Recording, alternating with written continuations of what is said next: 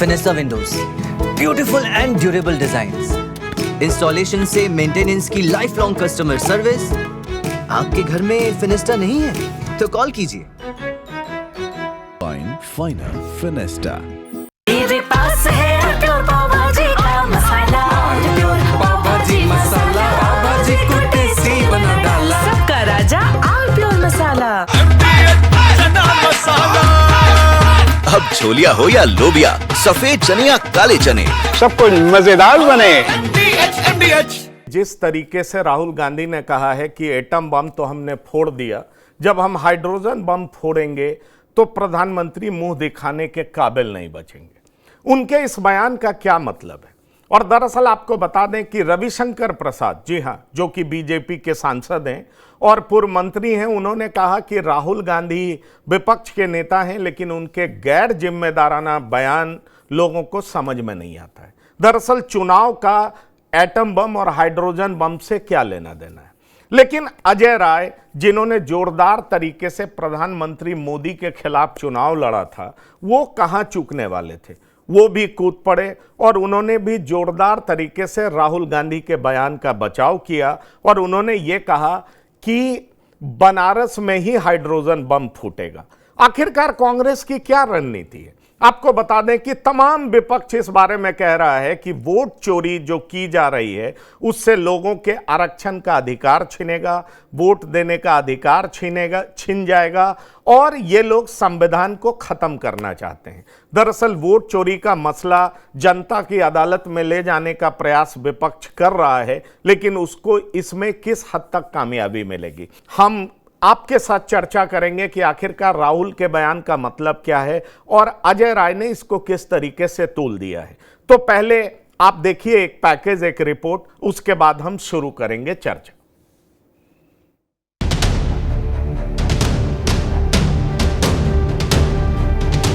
BJP के लोगों तैयार हो जाओ, हाइड्रोजन बम आ रहा है। अवध से हम लोगों ने बाहर किया बीजेपी को, अब मगध के लोगों की जिम्मेदारी है भारतीय जनता पार्टी को बाहर करने की। बिहार में चुनाव, नेताओं के दांव और उत्तर प्रदेश में सियासी तनाव, ये वो तस्वीर और तासीर है जिसने सूबे के सियासी गलियारों में भी गदर मचा दिया है। और इस संग्राम का शुभारंभ किया सपा सुप्रीमो अखिलेश यादव ने। दरअसल बिहार की चुनावी बिसात पर राहुल तेजस्वी का साथ देने पहुंचे अखिलेश यादव ने बीजेपी पर वार में हुंकार भरी कि पहले हराए अवध और अब हराएंगे मगध।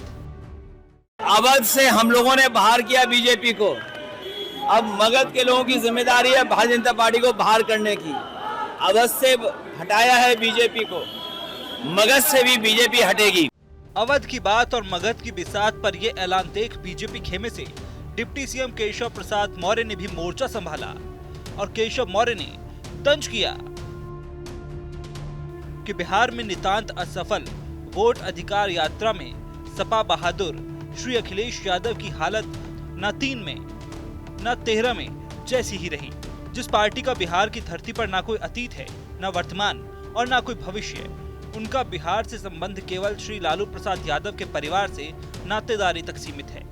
बिहार की जनता इनकी खातिरदारी का बेसब्री से इंतजार कर रही है। इसकी वानगी आने वाले चुनाव में मिलेगी।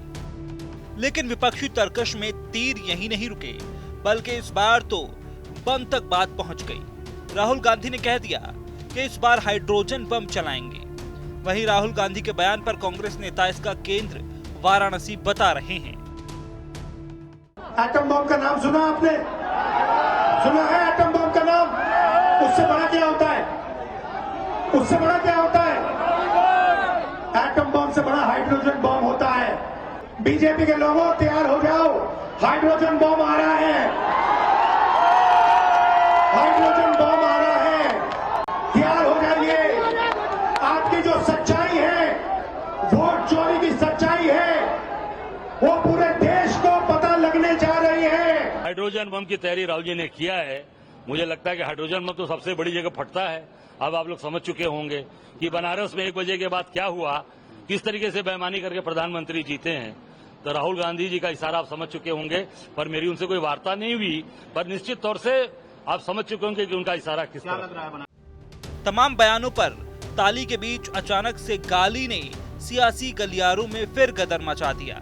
विपक्ष के मंच से पीएम मोदी की मां के लिए कहे गए अपशब्दों पर पीएम मोदी ने भी विपक्ष को आईना दिखा दिया। कांग्रेस आरजेडी के मंच से गाली, भद्दी गाली केवल मेरी मां को नहीं दी गई है, ये भद्दी भद्दी गाली करोड़ों माताओं बहनों को दी गई है। हूं आपके चेहरे, आपको भी कितना दर्द हुआ होगा। मैं देख रहा हूं कुछ माताओं के आंख में आंसू मुझे नजर आ रहे हैं। ये बहुत ही दुख देने वाला है, कष्ट देने वाला है, पीड़ा देने वाला है। बहरहाल बिहार में सियासी बवाल के बीच यूपी में भी सियासी उबाल जोरों पर है। अवध, मगध और हाइड्रोजन बम के साथ साथ गाली पर घमासान मचा है। ऐसे में सवाल यही है कि इस सब के मायने क्या हैं? सचमुच तो बड़ी खबर में हम इसी बात की चर्चा करेंगे। एक तरफ राहुल गांधी कहते हैं कि हम हाइड्रोजन बम फोड़ेंगे, लेकिन दूसरी तरफ उनके मंच से प्रधानमंत्री को गाली दी जाती है। बड़ा सवाल यह है कि हाइड्रोजन बम जिसकी बात राहुल गांधी कर रहे हैं और साथ ही साथ अजय राय कह रहे हैं कि वो बनारस से ही फूटेगा, इसका मतलब क्या है? लेकिन इन सब के बीच सियासत जो भी हो, पर प्रधानमंत्री को एक वैसे मंच से गाली देना जहां पर राहुल गांधी और तेजस्वी यादव पहुंचे थे, तो निश्चित तौर पर यह हैरान करने वाला विषय है।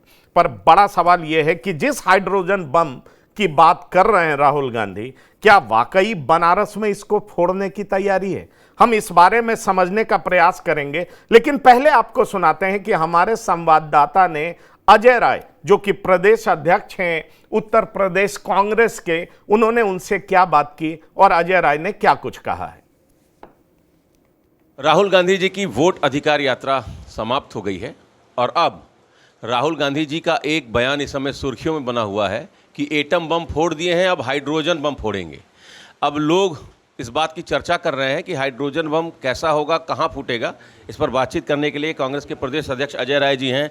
हाइड्रोजन बम की बड़ी चर्चा है अध्यक्ष जी, कहां फूटेगा? अब हाइड्रोजन बम तो सबसे मजबूत स्थान पर फूटेगा, जो सबसे मजबूत स्थान लोग मानते हैं वहीं फूटेगा। और जनता वो जो है निश्चित तौर से, क्योंकि हाइड्रोजन बम वो तैयार राहुल जी के पास है, मुझे लगता है कि राहुल जी बहुत जल्द वो हाइड्रोजन बम फोड़ेंगे। तो दिल्ली होगा कि बनारस होगा? सीधे सीधे अध्यक्ष जी।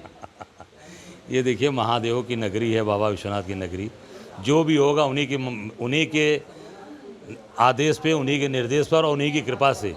आज हम सब लोग जो भी हैं उन्हीं की कृपा पे हैं।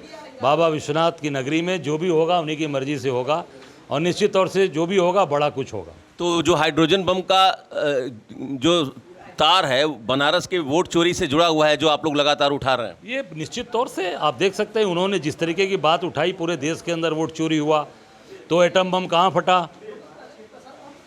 दिल्ली में नहीं, एटम बम महादेवपुरा में ना। तो कॉन्फ्रेंस दिल्ली में हुई थी। नहीं, महादेवपुरा का मामला दिल्ली में। अब वो वहाँ एटम बम तो फट गया। अब पूरी तरीके से भारतीय जनता पार्टी मैदान छोड़ के भाग गई। कोई विदेश घूम रहा है, कोई कहीं जा रहा है, सब भाग रहे हैं। आप सब जब हाइड्रोजन बम फटेगा तब कहाँ भागेंगे? मतलब वो सीधे सीधे बनारस से जुड़ा मसला है। मैं भाई अब ये तो सारा मामला सस्पेंस में है। अभी आदरणीय हमारे नेता राहुल जी वो हाइड्रोजन बम सारा सिस्टम जो हाइड्रोजन बम का है उनके पास है। अब वो कहाँ पे चीज़ें आएंगी, विस्फोट होंगी, मैं समझता हूँ कि ये हमारे नेता ही सब बता पाएंगे। तो आपने सुना अजय राय कई बार इशारों में बनारस की तरफ इशारा करते हैं, लेकिन दूसरी तरफ फिर इस बात पे टाल जाते हैं और कहते हैं हमारे नेता तय करेंगे। पर वो कहते हैं कि अब सबको पता है कि एटम बम कहाँ फूटा, महादेवपुरा में। अजय राय जी, निश्चित तौर पर आप विपक्षी पार्टी के नेता हैं और सत्ता पक्ष को घेरना आपका काम है, पर बड़ा सवाल ये उठता है कि सत्ता पक्ष को जरूर घेरिए, लेकिन आपकी पार्टी के लोग या उस मंच से अगर प्रधानमंत्री को गाली दी जाती है तो निश्चित तौर पर यह हैरान करने वाली बात है। लेकिन हाइड्रोजन बम के रूप में आप फोड़ेंगे क्या? कोर्ट में बहुत कुछ तो आ नहीं पाया। कोर्ट का जो ऑब्जर्वेशन था, जो फैसला था, वो निश्चित तौर पर हैरान करने वाला है। लेकिन बड़ा सवाल ये खड़ा हो रहा है कि हाइड्रोजन बम कहाँ फूटेगा और हाइड्रोजन बम से इनका अभिप्राय क्या है। इस बात को समझने के लिए हम चलेंगे, हमारे साथ जुड़ रहे हैं पॉलिटिकल एक्सपर्ट, जिनके पास हम चलेंगे। हमारे साथ सुनील कौशिक जी हैं। सुनील कौशिक जी, आपका स्वागत है TV9 के प्लेटफॉर्म पर। और साथ ही साथ हमारे साथ अमित सिंह, संवाददाता बनारस भी हैं, वाराणसी काशी की नगरी से आते हैं। तो अमित जी, आपका भी स्वागत है। सबसे पहले अमित जी, मैं आपसे पूछना चाहूँगा, अजय राय इशारा बनारस की तरफ कर रहे थे क्योंकि प्रधानमंत्री का क्षेत्र है, प्रधानमंत्री चुनाव यहाँ से जीतते रहे हैं। ये बात और है कि इस बार बड़ा क्लोज फाइट हो गया था, पर प्रधानमंत्री ने जो बेंचमार्क सेट किया है उसके हिसाब से देखा जाए तो 1.5 लाख छोटा दिखाई पड़ता है। पर तीसरी बार वो यहां से जीत रहे हैं, उसके बावजूद अजय राय बनारस की तरफ इशारा क्यों कर रहे हैं? ऐसा क्या हाइड्रोजन बम फोड़ने की तैयारी है बनारस में? जी बिल्कुल, आपने बिल्कुल सही कहा सर कि जो मार्जिन है, इसी मार्जिन में इस सवाल का जवाब भी छुपा हुआ है कि प्रधानमंत्री जी का नाम लेकर 400 पार का बीजेपी ने नारा दिया था। प्रधानमंत्री जी का ही नाम लेके 6-6, 8-8 लाख वोटों से लोग चुनाव 2024 में जीते भी, लेकिन बनारस में प्रधानमंत्री के जीत का मार्जिन सबसे कम 1.5 लाख वोट क्यों रहा? और इसी 1.5 लाख मार्जिन को आधार बनाकर मुझे लगता है कांग्रेस भी ये प्रेस कॉन्फ्रेंस करने जा रही है, जिसको वो हाइड्रोजन बम का नाम दे रही है। अब जगह क्या होगा, नई दिल्ली में वो प्रेस कॉन्फ्रेंस होगी राहुल गांधी की या बनारस, इसी को लेकर कांग्रेस में उधेड़बुन चल रही है और वो भी 2-3 दिन में फाइनल हो जाएगा कि राहुल गांधी अपनी प्रेस कॉन्फ्रेंस कहां करेंगे। प्रेस कॉन्फ्रेंस जो वोटर लिस्ट है उससे जुड़ा होगा, ये भी लगभग ये बात भी क्लियर है। और बनारस में इसके पहले भी कांग्रेस ने कोशिश की है, ऑलरेडी कर चुके हैं वो, जब रामकमल दास जी का नाम लेकर कि 50 मतदाताओं के पिता का नाम रामकमल दास ही क्यों है, एक कोशिश कांग्रेस कर चुकी है कि बनारस में भी प्रधानमंत्री को जिताने के लिए वोट चोरी का सहारा लिया गया। इस तरीके का नैरेटिव सेट करने की कांग्रेस पहले भी कोशिश बनारस में कर चुकी है। बनारस में कोशिश करने के पीछे इनका सबसे बड़ा मकसद यही है कि बीजेपी के सबसे बड़े नेता को उनके घर में ही अगर घेर लिया जाए तो इससे बिहार चुनाव में भी इसका लाभ मिलेगा। और वोट चोरी वाला जो मसला चल रहा है, अब इसका कितना असर हुआ नहीं हुआ ये तो बिहार के नतीजे बताएंगे, लेकिन कांग्रेस को यह लगता है कि ये जो मुद्दा हमने उठाया है ये काम कर रहा है। तो अब बनारस में प्रेस कॉन्फ्रेंस करके इस मुद्दे को बिल्कुल अर्श तक ले जाने की तैयारी है और कोशिश कांग्रेस की यही है ये बताने की कि प्रधानमंत्री 1.5 लाख वोट से जीते नहीं हैं, जिताए गए हैं। इसके पहले भी कांग्रेस ने ऑलरेडी कोशिश की है ये कहकर कि 5 में से सिर्फ 2 विधानसभा सीटों पर ही मोदी जी को बढ़त मिली थी, ये कहकर कि प्रधानमंत्री जी 1 बजे तक पीछे चल रहे थे। 1 बजे के बाद चुनाव आयोग का जो वेबसाइट था उस पर बनारस का कोई भी अपडेट नहीं आ रहा था। तो इस तरीके की बातें कांग्रेस के लोग पहले भी कह चुके हैं, लेकिन अब राहुल गांधी के प्रेस कॉन्फ्रेंस के जरिए कांग्रेस अब यह नैरेटिव सेट करने की कोशिश करेगी कि प्रधानमंत्री 1.5 लाख वोट से जीते नहीं थे, जिताए गए थे, और इसी को कांग्रेस हाइड्रोजन बम का नाम दे रही है। जी, जिस बम का भी नाम दे, लेकिन बड़ा सवाल यह उठता है, सुनील कौशिक जी आपसे पूछना चाह रहा हूं कि इस तरीके से प्रधानमंत्री को घेरना, और सबसे बड़ी बात यह है कि पूरी दुनिया में हम ये कहते हैं कि हमारा सबसे बड़ा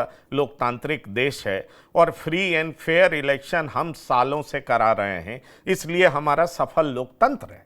ऐसे में बड़ा सवाल ये उठता है कि अगर विपक्ष का नेता ही इस तरह की बात करे कि हमारे प्रधानमंत्री जो जीते हैं वो उनकी जीत सही नहीं है, उनको जिताया गया है, अगर इस तरह का आरोप लगाया जाए तो आखिरकार राहुल गांधी की मंशा क्या है, विपक्ष की मंशा क्या है? पूरा इलेक्शन प्रोसेस पर ही सवाल उठाना है? क्या प्रधानमंत्री की जीत पर सवाल उठाना है? क्या अपनी हार को अभी तक वो एक्सेप्ट नहीं कर पाए हैं? देखिए पंकज जी, जब विपक्ष का नेता बोले तो उसमें देश की जनता ये समझेगी कि निश्चित तौर से हकीकत कही जा रही है। जब SIR कार्यक्रम में माननीय उच्चतम न्यायालय में सुनवाई चल रही थी, तब राहुल गांधी जी ने कहा था कि मैंने 6 महीने तक महाराष्ट्र की धरती पर जमीनी स्तर से एक सर्वे कराया, एक जांच कराई, और उसमें ऐसी चीजें हैं जो निश्चित तौर से चुनाव आयोग पर जो आरोप लगाए जा रहे हैं वो हकीकत में तब्दील होंगे। क्या हुआ? उस रिपोर्ट को देश के किसी नागरिक ने ये नहीं देखा कि आपने उस रिपोर्ट को उच्चतम न्यायालय के समक्ष रखा हो। दूसरी सबसे महत्वपूर्ण बात है कि आप बहुत समय तक सत्ता में रहे हैं। संवैधानिक संस्थाओं का जो ब्लूप्रिंट है काम करने का, वो देश की संसद तय करती है। कोई चुनाव आयोग अपना काम करने का ब्लूप्रिंट तैयार नहीं कर लेगा कि मुझे काम कैसे करना है। जितने भी अधिकार चुनाव आयोग को दिए गए हैं या दिए गए थे या भविष्य में दिए जाएंगे, वो देश की संसद तय करेगी कि चुनाव आयोग कैसे काम करेगा, चुनाव आयोग की नियमावली क्या होगी, कौन कौन से अधिकार उनको रहेंगे। और एसआईआर कार्यक्रम को लेकर के लगभग आप चुनाव आयोग ने पहले ही दिन स्पष्ट कर दिया था कि पूरे देश में क्रमबद्ध तरीके से एसआईआर कार्यक्रम चलाया जाएगा। तो जब एसआईआर कार्यक्रम चलाया जाएगा तो निश्चित तौर से वो चीजें हैं जो वोट कम होंगे, दिखेंगे, निकलेंगे। और ऐसा तो है नहीं कि 2003 में ऐसा नहीं हुआ। जब जब एसआईआर कार्यक्रम इस देश में चलाए तब तब ऐसा हुआ है। और उसके बावजूद भी आप देखिए, हर राज्य में या लोकसभा चुनाव जब होता है तब वोटर वेरिफिकेशन की बात होती है। जैसे 2017 की हम बात करें, उत्तर प्रदेश चुनाव की बात करें, तो 25 लाख के वोट आसपास वोट कम हुए थे। तो कोई नई बात तो है नहीं। अब विपक्ष ये चाहता है कि कोई ऐसी चीजें जिसमें चर्चा तो हुई नहीं। 1 करोड़ के आसपास वोट लोकसभा चुनाव 2024 में खत्म हुए, कम हुए। तो अब इसको कैसे मुद्दा बनाया जाए, और वो मुद्दा बनाने का प्रयास विपक्ष कर रहा है। और मुझे नहीं लगता कि जैसे उन्होंने कहा एटम बम, मैं तो मानता हूं सुतली बम भी नहीं था। एटम बम क्या, ये तो कहूंगा एटम बम और हाइड्रोजन बम की महान बेइज्जती राहुल गांधी कर रहे हैं। ये कौन सा एटम बम था और अब हाइड्रोजन बम की बात करने लगे। 2016 में कहा था, आपको याद होगा, कि जब मैं संसद में बोलूंगा तो भूकंप आ जाएगा। कौन सा भूकंप 2016 में आ गया। ऐसे शब्दों का उपयोग करके आप देश की जनता को सड़क पर उतरने के लिए मजबूर कर रहे हैं। आप देश में दंगा भड़काना चाहते हैं। आप देश में जनता को संवैधानिक संस्थाओं पर भरोसा कम करने का प्रयास आप कर रहे हैं, जो कि पाकिस्तान और बांग्लादेश में हो गया है। ऐसी स्थिति में देश की जनता को समझना पड़ेगा। और मैं ये नहीं कहता कि सरकार के खिलाफ कुछ चीजें हैं, निश्चित तौर से आपको रखनी चाहिए, लेकिन विपक्ष का नेता जब बोले तो निश्चित तौर से उन आरोपों में दम होनी चाहिए।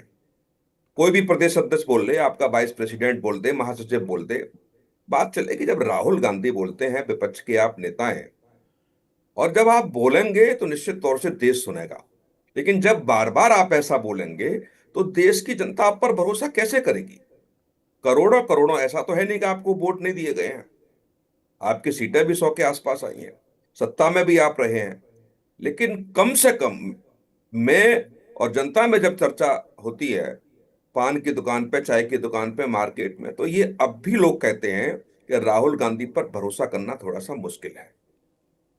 राहुल गांधी को ऐसे मुद्दे देश के समक्ष रखने चाहिए जहां लगे कि हाँ, निश्चित तौर से वो सत्ता पक्ष पर लागू हो रहे हैं। निश्चित तौर से सत्ता पक्ष ने कुछ ऐसा किया है।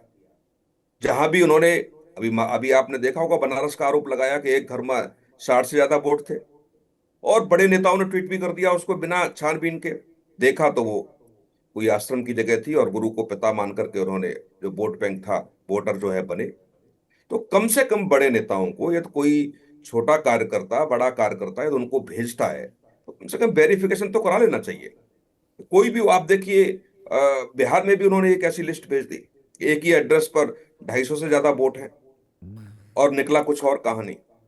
तो विपक्ष के नेता होने के नाते मैं ये कहूंगा कि चाहे हाइड्रोजन बम फोड़िए, चाहे एटम बम फोड़िए, पर एटम बम और हाइड्रोजन बम का नाम ले रहे हैं आप, तो कम से कम मुद्दा की ताकत, मुद्दा की विश्वसनीयता और हड़कंप ऐसा ही होना चाहिए जिन शब्दों का आप उपयोग कर रहे हैं।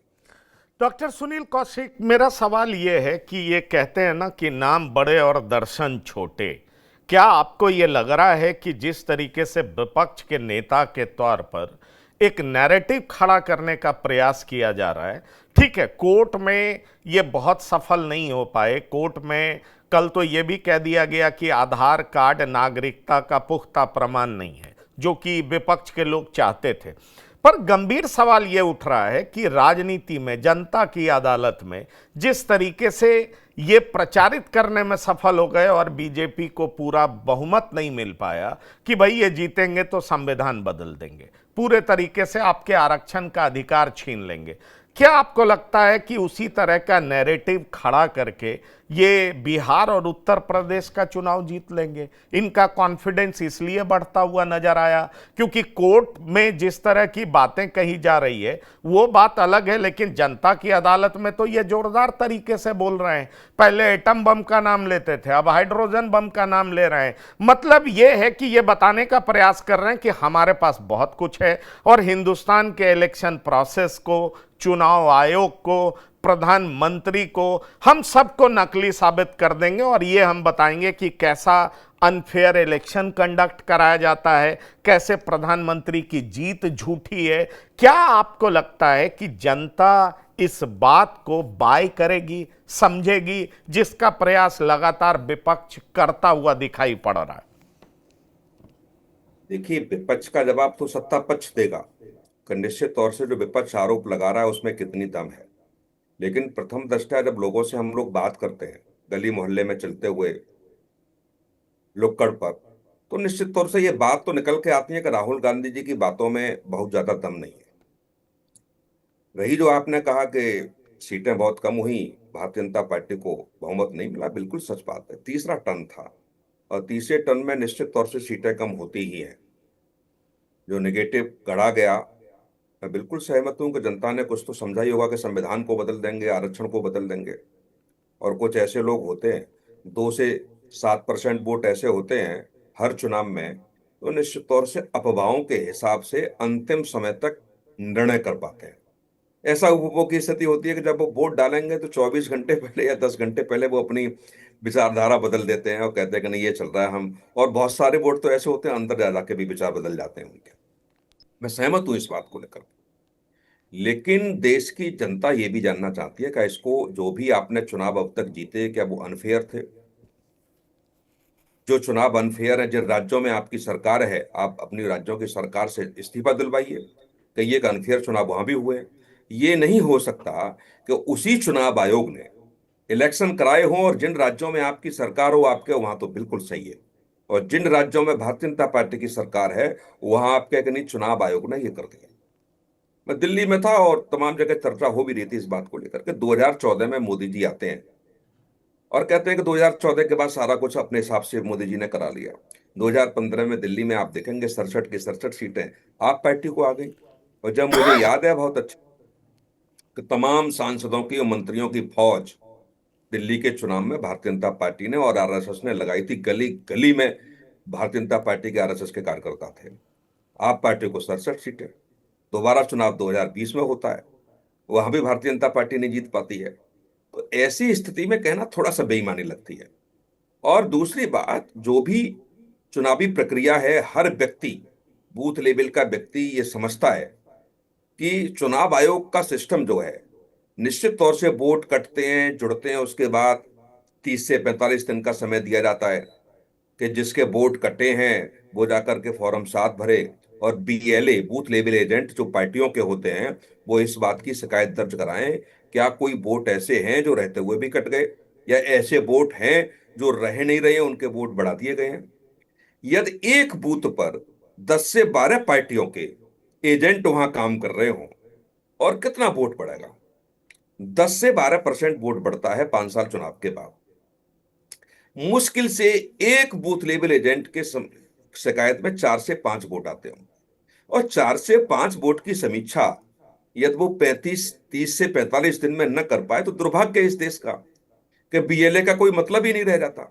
और जे माननीय उच्चतम न्यायालय में टिप्पणी भी की गई थी कि आपके बीएलए क्या कर रहे हैं। चुनाव आयोग का मतलब चुनाव आयोग है, लेकिन चुनाव आयोग की प्रक्रिया जब शुरू हो जाती है तो उसी राज्य के सरकारी कर्मचारी चुनाव आयोग के अधीन काम करते हैं। स्थित चुनाव आयोग के कर्मचारी नहीं होते वो।